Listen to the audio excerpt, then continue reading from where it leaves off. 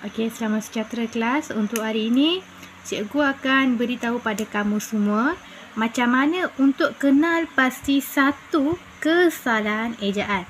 Pertama, kamu kena baca petikan dahulu arahan. Ini merupakan arahan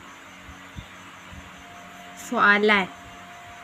Okey, pertama kamu kena baca iaitu dalam setiap ayat di bawah ini terdapat satu kesalahan ejaan. Kenal pasti kesalahan tersebut dan tulis ejaan yang betul pada ruang jawapan yang disediakan. Anda tidak perlu menyalin ayat itu semula. Okey, untuk soalan pertama, kamu kena ingat. Soalan C dia bagi 3 soalan iaitu soalan 1, 2, 3. Maka dalam setiap soalan ini ada satu kesalahan ejaan. Jadi, kita baca dulu soalan nombor 1. Pihak Lembaga Hasil Dalam Negeri LHDN menasihati golongan profesional di negara ini agar mengisytiharkan pendapatan mereka. Cikgu nak kamu baca sekali lagi kelas supaya kamu faham. Okey, jadi mesti kamu semua ingat formula yang cikgu pernah bagi untuk kesalahan ejaan iaitu utan japat, huruf, tanda baca, jarak dan juga rapat. Ini adalah formula untuk kenal pasti kesalahan ejaan yang terdapat pada soalan 1. Jadi kita baca sekali lagi. Pihak Lembaga Hasil Dalam Negeri LHDN menasihati golongan profesional di negara ini agar mengisytiharkan pendapatan negara.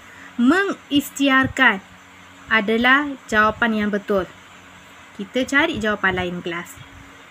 Pihak Lembaga Hasil Dalam Negeri LHDN menasihati golongan profesional. Okey. Dalam bahasa Melayu, perkataan ini merupakan bahasa Inggeris. Jadi kamu kena tukar kepada bahasa Melayu. Macam mana nak tukar? Profesional tukar kepada profesional. Nampak tak perbezaan dia? Jadi untuk yang ni kamu akan dapat 1 markah. Kita tengok pada soalan nombor 2. Kelas tambahan merupakan salah satu langkah proaktif yang dilaksanakan oleh pihak sekolah untuk meningkatkan prestasi para murid. Kamu diminta untuk membaca kali kedua soalan nombor 2 ini. Kelas tambahan merupakan salah satu langkah proaktif yang dilaksanakan oleh pihak sekolah untuk meningkatkan prestasi para murid. Yang paling penting, kamu kena guna utan japat, iaitu formula utan japat. Kita boleh kenal pasti jawapan kesalahan jawapan dia, iaitu proaktif. Proaktif. Okey, aktif merupakan perkataan yang umum, maka dia sepatutnya proaktif. Kena rapatkan. Okey, dapat lagi 1 markah. Yang ketiga, soalan ketiga, nilai patriotisme haruslah dipupuk dalam jiwa generasi pasca merdeka supaya menghargai jasa pejuang-pejuang pada zaman dahulu. Baca kali kedua. Jadi bila kamu baca, kamu dapat kenal pasti pasca merdeka.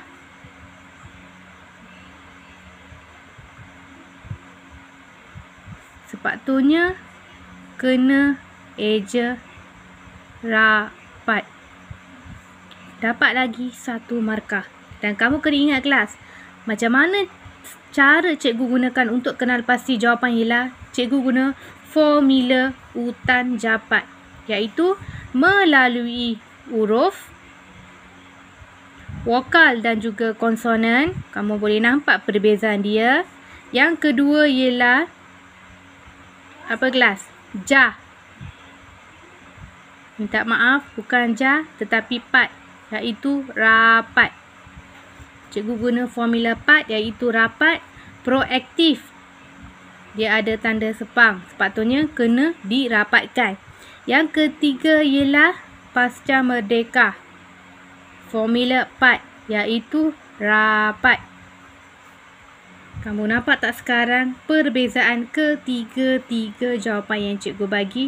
Maka kat sini kamu akan dapat 3/3. Sebab itu cikgu minta kamu guna formula utan japat supaya kamu dapat kenal pasti jawapan untuk ketiga-tiga soalan tersebut. Itu sahaja daripada cikgu. Sekian, terima kasih.